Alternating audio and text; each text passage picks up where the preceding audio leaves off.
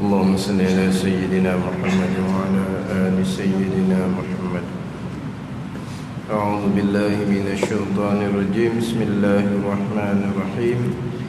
الحمد لله رب العالمين، والصلاة والسلام على سيد المرسلين وعلى آله وصحبه أجمعين.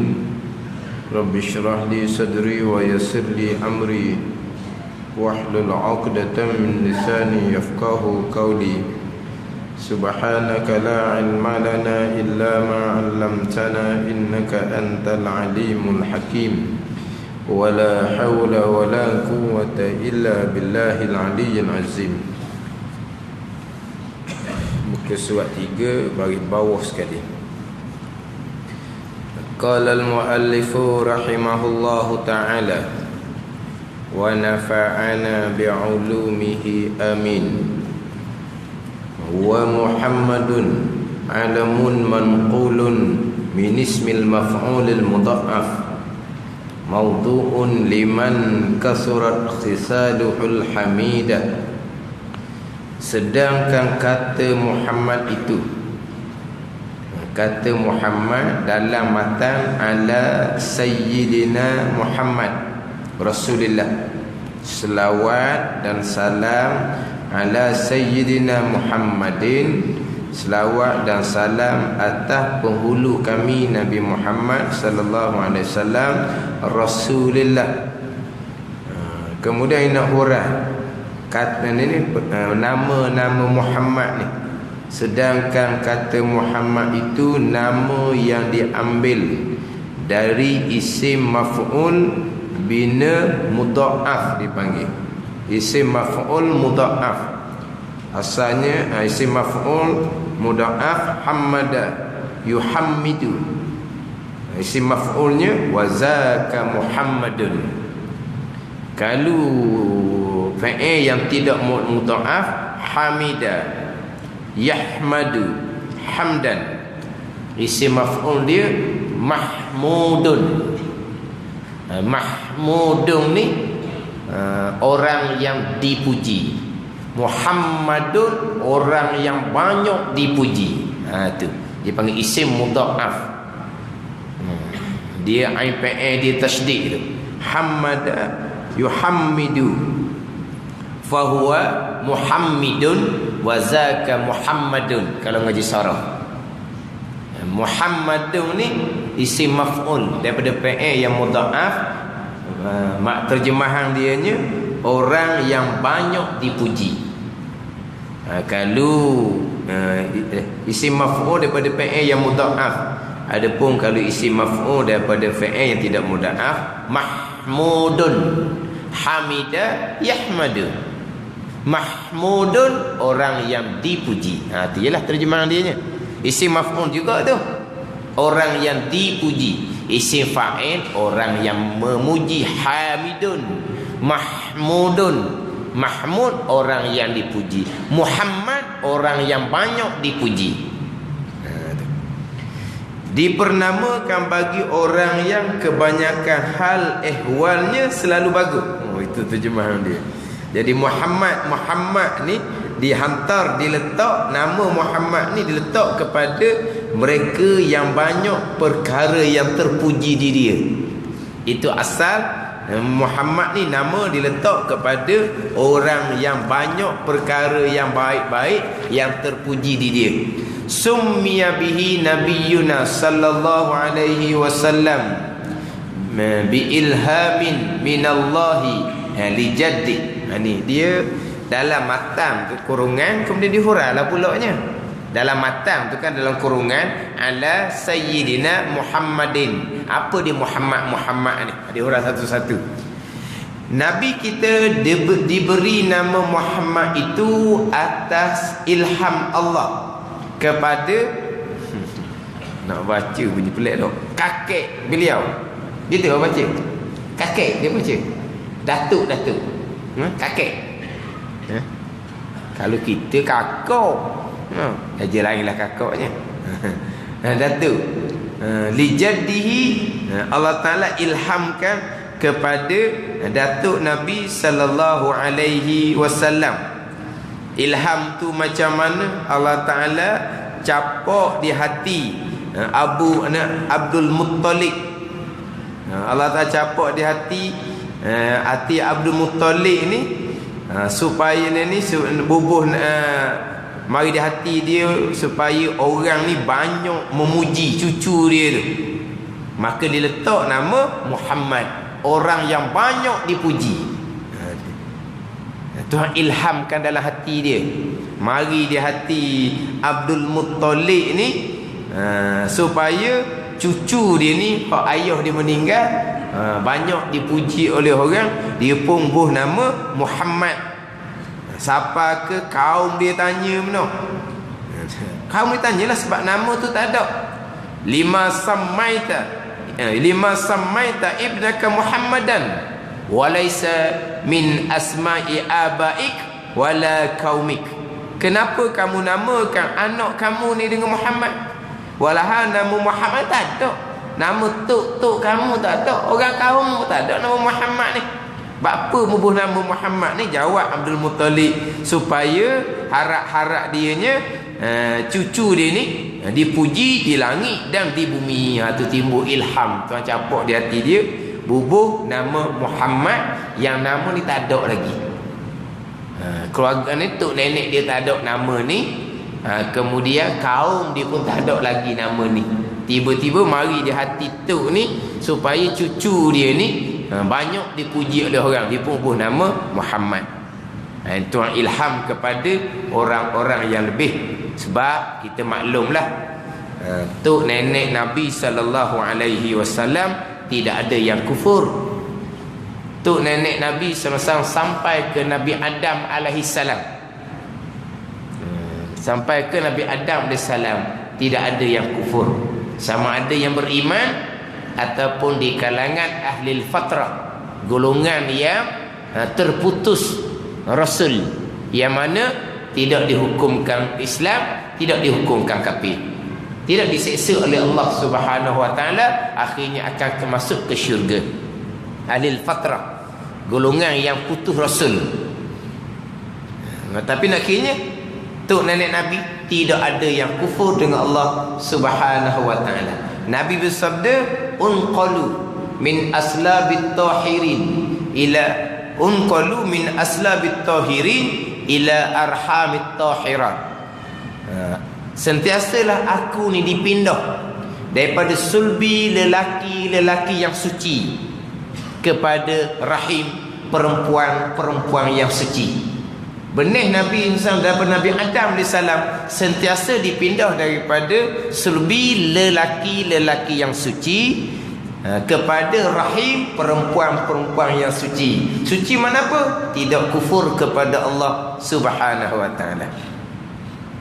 Orang yang tidak kufur kepada Allah Subhanahu Wa Taala, bahkan kalau kita balik pada sejarah, tok nenek Nabi di kalangan orang-orang yang mulia, orang-orang yang terkemuka, orang-orang yang dihormati oleh kaum semasa. Tok nenek Nabi sallallahu alaihi wasallam, kalau kita buka dalam sejarah dia, dalam buku Berzanji ke, dia cerita tok ni dia punya kelebihan, dia begian, semuanya di kalangan orang yang lebih pada masa mereka, sama ada beriman ataupun di kalangan ahli fatrah. War rasulu minal bashari zakarun hurrun uhiya ilaihi bi syar'in wa umira bi tablighi wa illam yakul lahu kitabun wala nusakhun kayusa'a alaihi salam fa illam yu'mar bit tabligh fa nabiyyun war rasulu afdalu minan nabiyyi ijma'an. War rasulu, manusia rasul, diterjemah manusia rasul.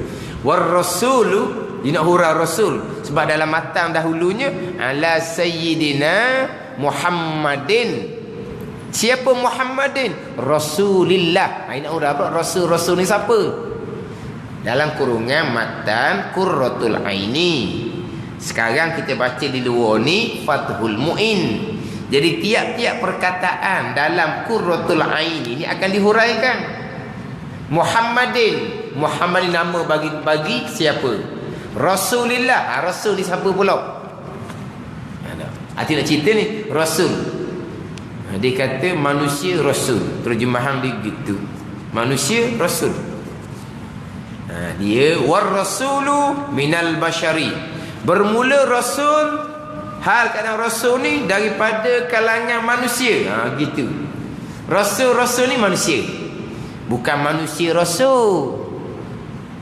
War rasulu bermula Rasul minal bashari, hal kadang Rasul ni daripada kalangan manusia. Rasul bukan malaikat. Situ nak ceritanya. Sebagaimana Nabi kita diperintahkan supaya kata pada kaum dia, qul innama ana basyarum mislukum yuha ilayya annama ilahukum ilahun wahid. Qul, kata ya Muhammad, innama sesungguhnya aku, innama ana sesungguhnya aku ni basyarum mislukum, manusia seumpama kamu. Aku ni manusia seumpama kamu. Tapi manusia mana? Manusia yang diwahyukan oleh Allah Subhanahu wa ta'ala. Tapi manusia lah. Bukan Tuhan, dan Rasul bukan malaikat. Rasul bukan Tuhan, Rasul bukan malaikat. Orang kafir pula dia tambah lah.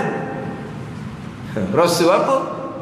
Wa ma lihazar rasul, dia kata. Rasul ya'kulut ta'am wa yamshi fil aswaq. Makan di pasar, dia kata. Rasul apa dia? Manusia biasa lah maknanya. Dia nak suruh mari dia pun Rasul biar malaikat. Ni orang kafir kau ni. Ma li hadzal rasul, apa rasul? Ya'kul ta'am, makan. Makanan macam dia juga. Lepas tu yang syifil aswaq, pergi pasar, berjalan ke pasar. Rasul manusia. War rasul minal bashari, bermula Rasul, hal kadang Rasul daripada manusia. Situ dulu. Rasul bukan Tuhan, Rasul bukan malaikat. Dia banyaklah hikmah. Kenapa kau Rasul dilantik di kalangan manusia? Kalau Rasul di kalangan malaikat, kalau buat amal lebih sikit, orang akan kata, oh malaikat. Bolehlah buat amal banyak-banyak, malaikat. Tapi kalau Rasul, manusia biasa, buat amal banyak, bekok kaki, nak kata mana? Manusia. Kemudian bila manusia ni ada kesusahan, ada kepayahan. Bila ada kesusahan, ada kepayahan, kita manusia biasa susah sikit nak bunyi dah. Nabi SAW semulia-mulia makhluk Allah, bukan semulia-mulia manusia, semulia-mulia sekalian makhluk Allah. Berbagai-bagai kesusahan yang kena pada Rasul. Rasul Nabi kita tu guru di kalangan ulul azmi, yang paling banyak menerima kesusahan, menerima kepayahan. Tiba-tiba kita susah ni dalam nak ikut agama, nak taat pada agama, susah sikit je. Rasul susah lagi, orang paling lebih susah lagi. Apa? Nak hibur hati umat. Lepas tu Rasul di kalangan manusia.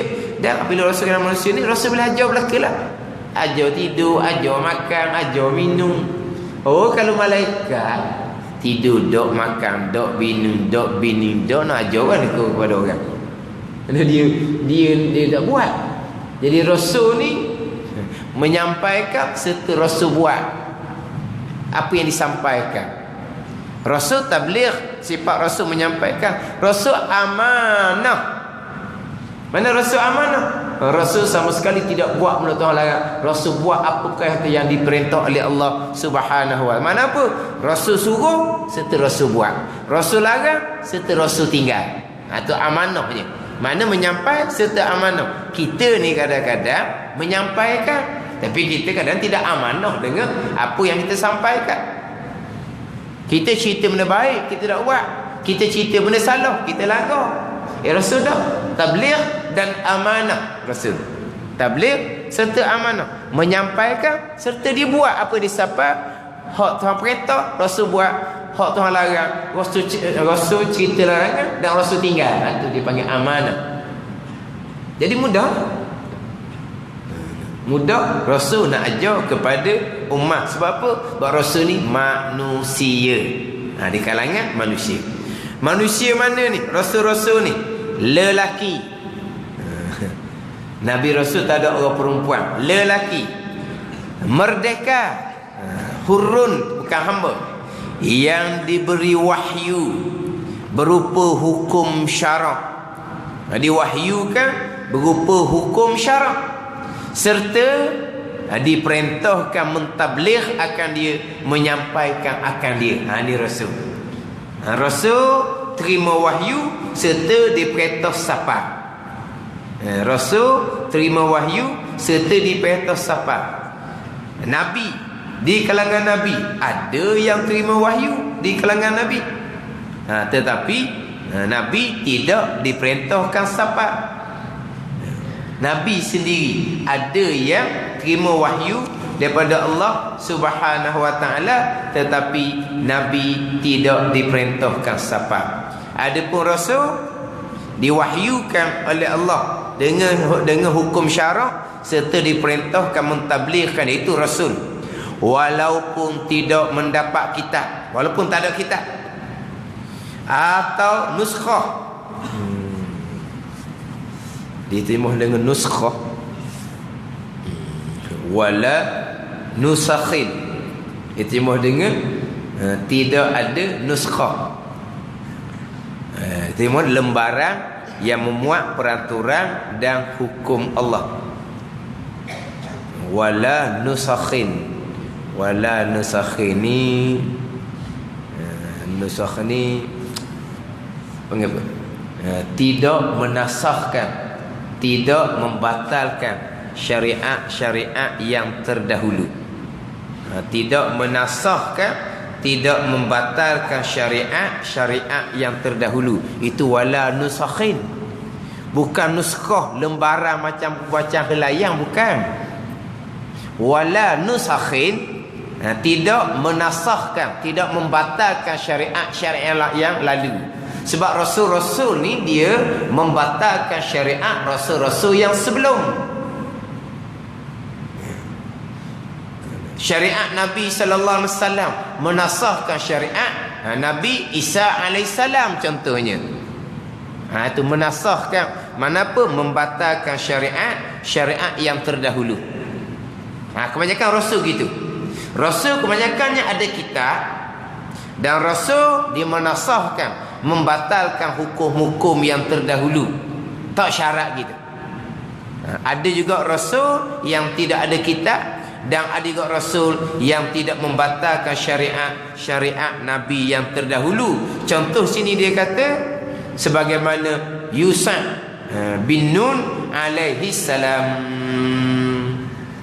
Yusuf bin Nun ni Rasul, tetapi tidak ada kitab dan tidak menasahkan syariat-syariat yang terdahulu.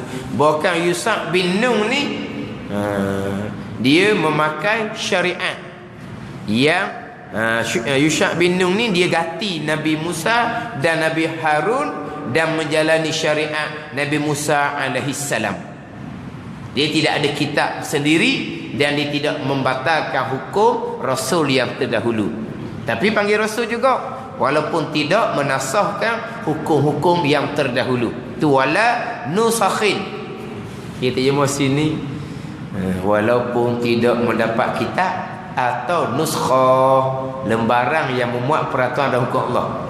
Wala nusakhin, bukan nuskhah. Wala nusakhin ini dan tidak menasahkan, tidak membatalkan syariat yang terdahulu. Contohnya Yusuf bin Nun ganti Nabi Musa, Nabi Harun alaihi wassalam. Dia tidak ada kitab, tapi Rasul. Yusuf bin Nun ni setengah pandangan bukan Rasul. Yusuf bin Nun ni adalah di kalangan Nabi. Ada pandangan yang kata seumpama tu bukan Rasul tetapi Nabi. Nabi yang diberi wahyu oleh Allah Subhanahu wa taala. Mana Nabi diwahyu oleh Allah? Yusuf, Nabi Sis, Nabi Khidir, Nabi Uzair. Itu di antara nabi yang bukan rasul, yang diwahyu oleh Allah Subhanahu wa taala. Di sini dia kata Yusha bin Nun adalah rasul. Tapi kita tak ada, dan dia tidak menasahkan hukum-hukum yang terdahulu, tapi diperintahkan menyampai. Dan Yusha bin Nun ni nak menyampai macam ni, tak ada kitab. Dia meneruskan syariat Nabi Musa, Nabi Harun alaihi wassalam. Itu rasul, diberi wahyu dan diperintah siapa. Jika lelaki itu tidak diperintah mentablirkannya, tidak diperintah menyapa, maka dia seorang nabi, bukan rasul. Menurut ijma' ulama, rasul itu lebih unggul daripada nabi, rasul lebih afdal daripada nabi, ijma' ulama. Jadi beza rasul dengan nabi ni betul tabligh. Nabi tidak diperintahkan menyampai. Nabi tidak diperintahkan menyampai, rasul diperintahkan menyampai. Rasul wahyu daripada melalui Jibril alaihissalam. Nabi terkadang dengar suara, nabi terkadang dapat wahyu melalui mimpi. Itu nabi. Tapi nabi tidak diperintahkan menyampai. Nabi hanya diperintahkan beritahu ke kaum dia bahawa aku dilantik oleh Allah menjadi nabi supaya dihormati oleh kaum. Setakat tu je dia sapa. Setakat tu je sapa.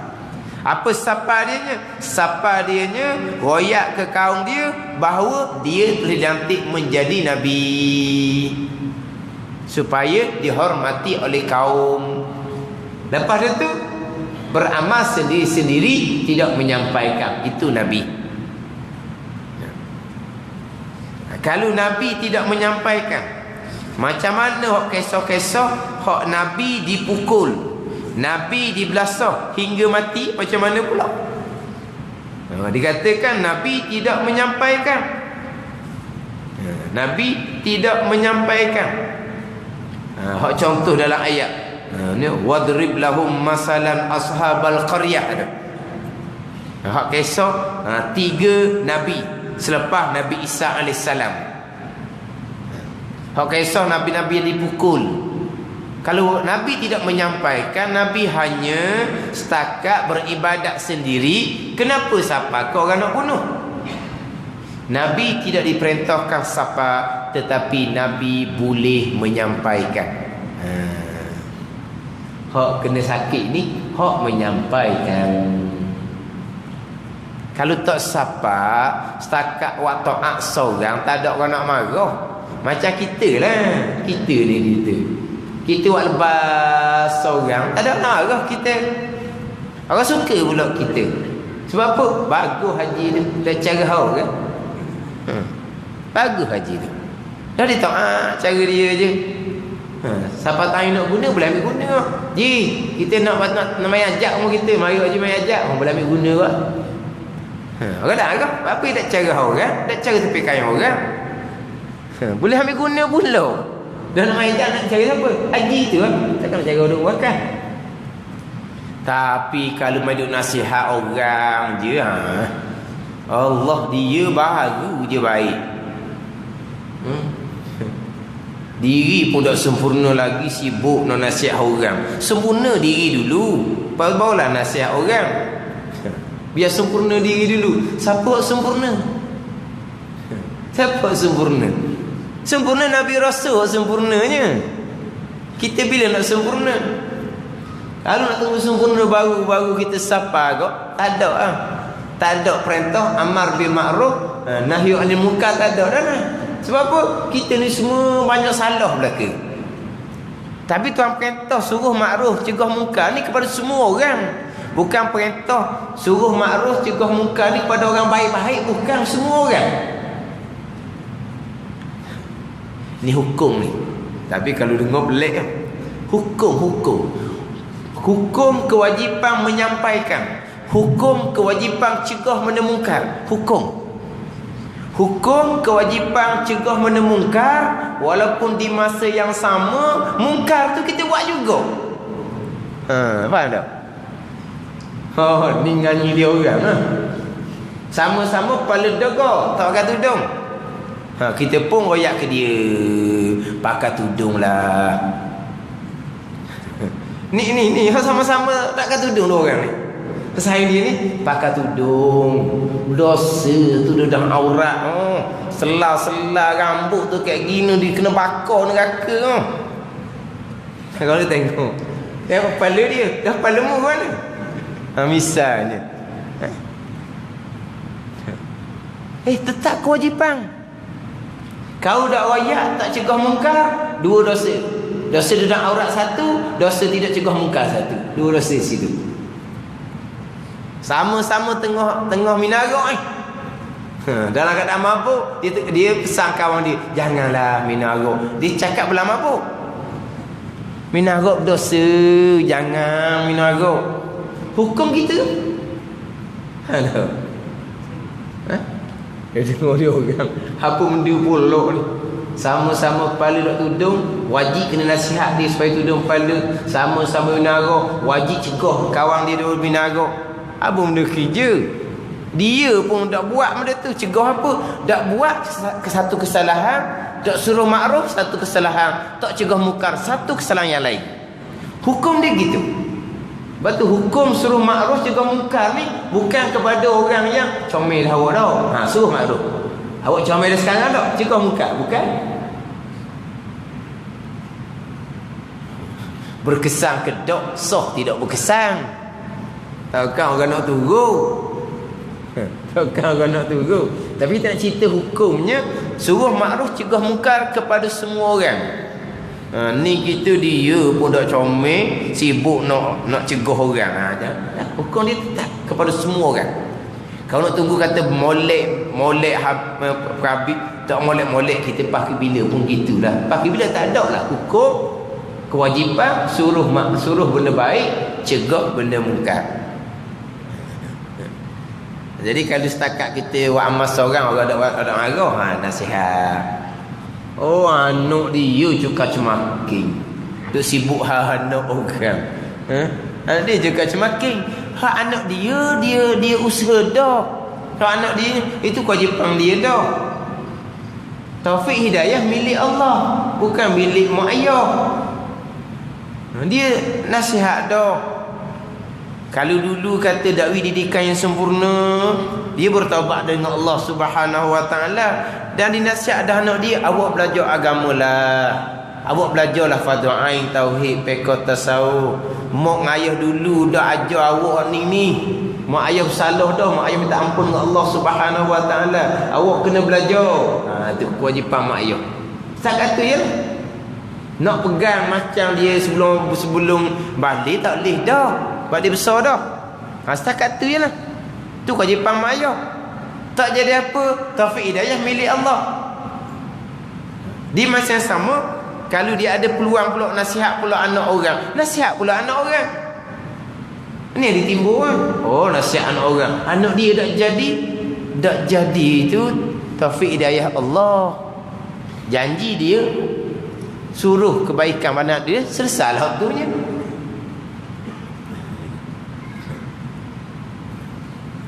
Jadi Nabi yang siapa kena pukul ni kerana menyampaikan. Dia kata Nabi tidak menyampaikan, tidak diperintah menyampaikan, tetapi boleh menyampaikan. Menyampaikan ni marah di kaum ni. Nabi tidak diperintahkan menyampaikan. Kalau kita dan kita pernah bagi hati, cerita bab redha dengan ketentuan Allah, perbuatan Allah. Hak kisah ni orang tertinggal duit emas dengan dekat dengan air. Nabi ni beribadat atas bukit ya. Bawah tu ada tempat air. Orang perjalanan akan berhenti situ tambah air. Orang yang pertama, orang yang berkuda datang, tiba-tiba dia tertinggal duit emas. Dia pun pergi. Datang orang berkuda yang kedua, nampak duit emas, sambung pakai tu lari lah. Marilah orang yang ketiga, orang miskin yang kerja dia cari kayu api, kepenatang dia kerja cari kayu api, berhenti kat air, minum dan tidurlah situnya berehat. Dah kepenatang kerja cari kayu api orang miskin ni. Orang yang pertama tadi, apabila sedar duit dia tak ada, dia pun patah balik lah nak ambil duit dia semula. Tengok-tengok ada orang miskin tidur situ, siapa dia lagi? Dia lah ambilnya. Jadi dia pun dia ni paksa ni, suruh mengaku. Kan kawan tu nak mengaku, tu belum tahu. Sebab kalau kawan tu sapang dengan kayu api, kalau duit tu ada situ, tak ada kayu api dahnya, dia parang duit tu lari lah. Desok, matilah orang tu hok cari kayu api tu. Maka terdetiklah di hati Nabi, bapa jadi gitu. Orang lain yang ambil, orang lain yang kena ni. Tapi nak ceritanya pada masa berlaku tu, Nabi tak kata apa. Dia hanya buat ibadat dia kepada Allah Subhanahu wa taala. Cerita Nabi. Mari di hati dia, mari bapa dia gitu, Tuhan pun beri peringatan. Beribadatlah kamu, apa berlaku tu urusan Allah Subhanahu wa taala. Sekarang perkara yang Allah susun semuanya ada hikmah dia berlaku. Apa hikmah dia? Tuhan pun cerita ke Nabi. Orang yang tertinggal duit itu, dia ada berhutang duit dengan orang yang ambil duit tu. Gitu. Jadi Tuhan kembalikan balik duit kepada orang yang kedua. Itu hikmah di sisi Allah. Orang yang kedua ambil duit orang tu tetap bersalah dari syarak. Jangan kita ni orang banyak berhutang dengan kita jumpa duit 1,000. Ni duit Tuhan pulang balik dah ni. Jangan kita tak boleh ambil duit orang. Ni hikmah di sisi Allah Ta'ala. Orang yang kedua jumpa duit emas tadi, dia ambil, dia lari tu, dia salah dengan Allah Ta'ala. Faham tak? Kita banyak dah rugi tipu dia orang. Jumpa duit pakai ambil dah lah. Sebab apa? Tuhan pulang balik. Tuhan balik mana? Duit siapa? Duit orang yang tipu kita ke? Duit orang lain. Syariat salah tu. Ni pun salah syariat ni. Cuma nak cerita hikmah dia. Kau nak apa cerita pula ni? Hak mati ni. Orang ni dulu dia bunuh ayah kepada orang bunuh dia tu. Tuhan biarkan anak dia bunuh balas orang yang bunuh ayah dia. Ni hikmah di sisi Allah Ta'ala. Ni yang kena reka-reka pula. Kita baca surat khabar, mati kena bunuh. Yang itu bunuh orang ni. Dah Tuhan beri balas balik ni. Jangan duk kira gitu tu. Ini hikmah hanya Allah yang mengetahui. Cuma Allah nak peringat ke Nabi. Dia mari terdetik di hati macam apa? Macam nak komplain lah. Apa tuang susun gitu. Orang lain yang awak pasar, orang lain yang boleh sakit. Ada gitu. Orang lain yang ambil duit, orang lain yang mati. Siang lah gitu. Tapi dia tengok, dia tak kata apa. Sebab apa? Itu bukan tugas dia. Dia hanya beribadah kepada Allah Subhanahu wa taala. Ni ada orang dia nak berlakon. Orang mari jumpa dia, minta supaya mai ajak. Hilang duit. Kita mai ajak hilang duit. Dia jawab kan ni? Hilang duit tu adalah tu, kita buat salah dengan orang tu. Tuhan ambil baliklah. Kawan tu mari minta tolong mai ajak, dia hilang duit. Cari siapa dia mai ajak ni? Bukan cari orang biasa ni, cari orang ngajar lah. Orang agama lah. Orang ngajar lah. Dia pun jawab kan orang ngajar. Tuhan ambil balik tu sebab kita ada buat salah dengan orang lah tu. Kising kawan tu balik. Yang anak murid ni dengar mula-mula tu kelas lah. Kelas guru dia. Lepas dia belajar ke dia, baru dia mikir, Allah, kawan tu kesusahan. Dah silap hilang 10,000, dia silap gitulah. Kawan tu kesusahan hilang duit 10,000. Mari minta tolong mai ajak. Bukan kata nak mai ajak, dia kata gitu pula. Kemungkinan kita buat salah dengan orang, Tuhan nak balas balik. Jadi bukan tahmah orang panggil. Tak kata tahmah. Kita tahu hikmah di sisi Allah Subhanahu wa taala. Senang gitu. Kita pergi curi duit dia, dia marah. Tak ada hikmah tu, awak ambil duit orang dulu. Punah syariat kalau kerja gitu. Ni dia orang panggil apa? Orang nyamuk. Orang nak nyamuk. Itu cerita di sisi Allah Subhanahu wa taala.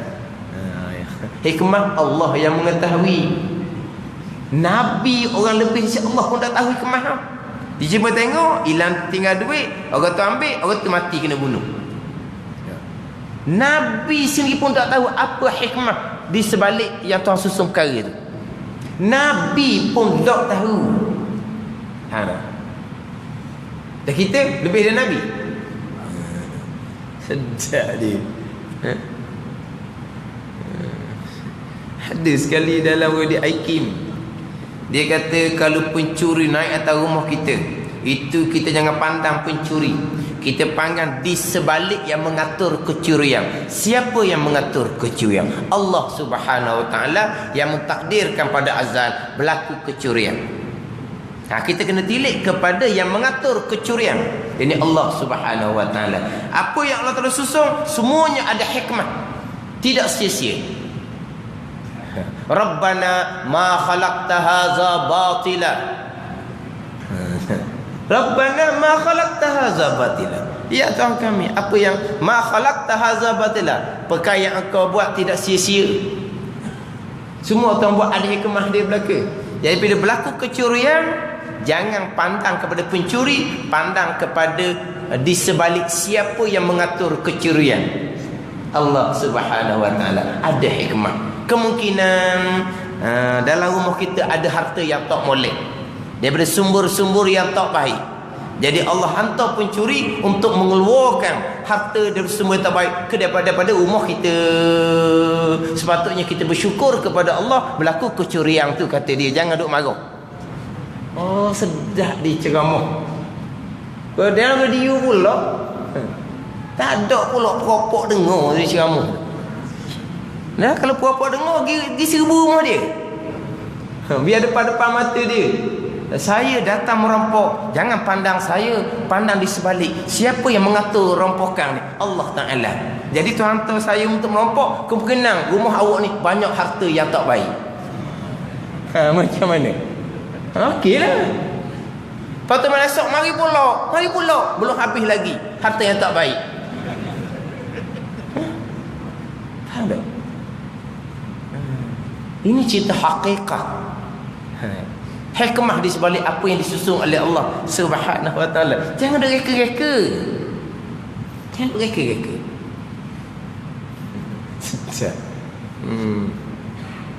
Tengok macam mana. Mana syariat kita? Syariat di mana? Mencuri, merampok, syariat di mana? Memanglah segala-galanya disusun oleh Allah ada hikmah dia belaka. Itu tadilah ada hikmah dia belaka. Cuma Nabi ni mari terdetik, bukan bunyi di mulut. Allah pun beri peringatan. Mana apa kamu beribadah sahaja. Jangan kamu persoal apa yang disusun oleh Allah Subhanahu Wa Taala. Tapi nak ceritanya Nabi setakat tu je. Hanya beribadah kepada Allah Subhanahu Wa Taala. Tidak diperintahkan menyampai, tetapi boleh menyampai. Sebab tu kalau kita mengaji sifat Rasul 4, sidik, amanah, tabligh, fatanah. Sifat Nabi 2, sidik dan amanah. Tabligh dan fatanah, itu kita tak wajib berpegang secara tafsil dipanggil. Kita Nabi Rasul ni pilihan Allah. Nabi sama, Rasul sama, pilihan Allah Subhanahu Wa Taala. Apabila Nabi Rasul pilihan Allah, pastilah di kalangan manusia yang terbaik. Ini kita kena berpegang secara ijmal dipanggil, secara umum, secara kasar. Sebab Nabi Rasul tidak dapat dengan usaha. Nak jadi wali boleh dapat dengan usaha. Tapi usaha dengan niat nak jadi wali, tu takkan jadi wali. Sebab apa? Tak ikhlas orang panggil. Tapi boleh dapat dengan usaha. Wali boleh dapat dengan usaha. Nabi Rasul tak boleh dapat dengan usaha, tak boleh dapat dengan minta. Ya Allah, jadikanlah aku Nabi. Tak ada. Itu pilihan Allah Subhanahu Wa Taala. Bila Allah memilih Nabi Rasul, pastilah di kalangan manusia yang terbaik. Kita pegang dulu di Rasul. Nabi Rasul ni sifat yang terbaik. Semuanya ada di Nabi dan Rasul. Daripada banyak-banyak sifat terbaik itu, secara detail, secara tafsir, kalau Rasul kita wajib berpegang 4. Sidik, amanah, tabligh, fatanah. Kalau Nabi pegang 2 cukup. Sidik dan amanah. Tabligh tidak diperintahkan pada Rasul. Fatanah, di fatanah ni pelengkap kepada tabligh. Bila Rasul tidak kita tidak berpegang Rasul bersifat dengan tabligh, maka tak payahlah kita berpegang Rasul tu fatanah. Tapi adakah kita tak payahlah berpegang Nabi tu fatanah? Adakah Nabi bodoh? Tak. Kita pegang Nabi Rasul mesti di kalangan manusia yang terbaik. Bodoh tu terbaik ke? Ada, tak ada di Nabi Rasul. Tapi pegang cara detail tak payahlah. Sebab Nabi tidak tabligh, tidak menyampaikan. Walhal fatanah adalah pelengkap kepada tabligh. Sebab tu setengah kitab sendiri, setengah kitab sifat Rasul sendiri pun tidak didatangkan fatanah. Kalau kita buka dalam kitab Matal'il Badrin, dalam kitab Hidayatus Sibyan, sifat Rasul 3 saja yang wajib kita berpegang secara tafsil: sidik, amanah dan tabligh. Fatanah mana? Fatanah sudah masuk dalam tabligh. Apabila Rasul ni tabligh menyampaikan, pastilah bersifat dengan fatanah.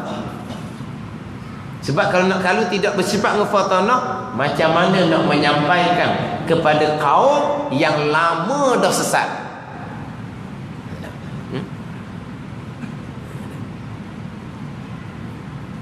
Jadi fatanah pelengkap dengan tabligh. Jadi di Nabi kita tidak bersifat dengan tabligh, maka kita tidak diwajibkan berpegang Nabi bersifat dengan fatanah. Setakat Nabi bersifat dengan sidik dan amanah. Rasul sidik, amanah, tabligh dan fatanah secara tafsil, secara detail. Adakah sifat Rasul setakat 4 tu je? Tak. Sebab Rasul pilihan Allah bersifat dengan sifat kamal basyari, dia panggil sempurna nisbah manusia. Bukan setakat sidik, amanah, tabligh, fatanah sahaja.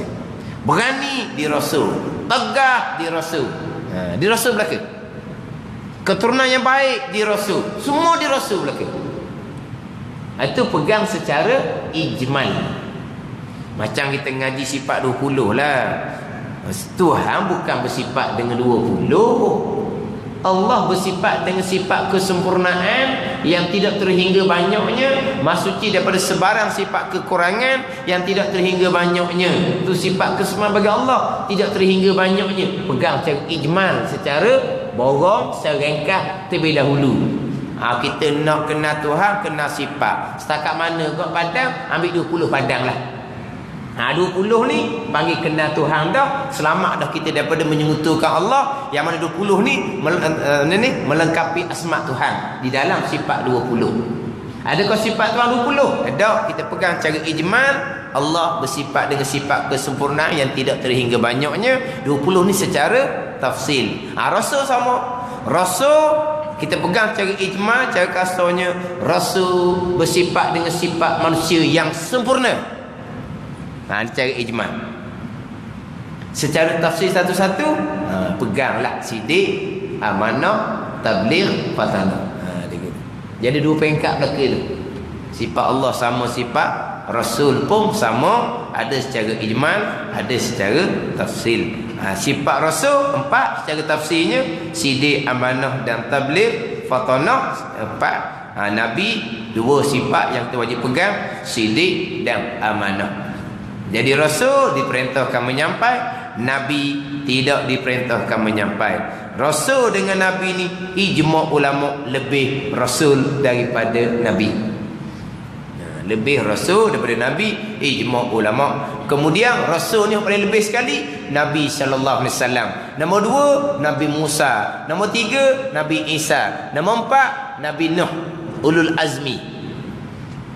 Nombor 2 Nabi Ibrahim.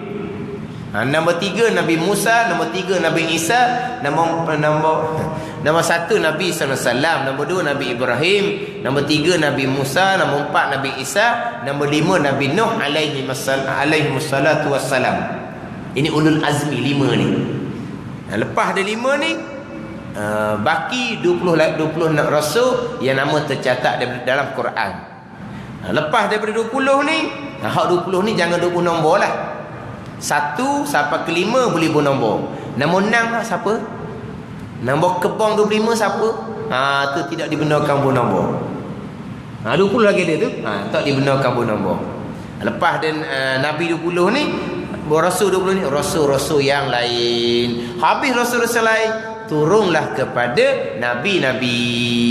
Habis Nabi-Nabi, selepas Nabi-Nabi, turun kepada Sayyidina Abu Bakar radhiyallahu anhu. Selebih-lebih manusia yang bukan Nabi adalah Sayyidina Abu Bakar radhiyallahu anhu. Ini mengikut susunan tertib lebih di kalangan manusia. Wasahha khabarun inna adadal anbiya'i alaihimus salatu wassalamu mi'atu alfin wa arba'atun wa ishruna alfan. Wallahu a'lam. Bismillahirrahmanirrahim. Alhamdulillahirabbil alamin wassalatu wassalamu ala sayyidil mursalin wa ala alihi wa sahbihi ajma'in. Allahumma iftah alaina futuhal arifin. Allahumma allimna ilma aqdamin wa fahimna famas sabiqin warzuqna rizqat talibin. Allahumma zidna ilman wa alhiqna bis salihin. Wa sallallahu ala sayyidina Muhammadin wa ala alihi wa sahbihi wa sallam. Walhamdulillah.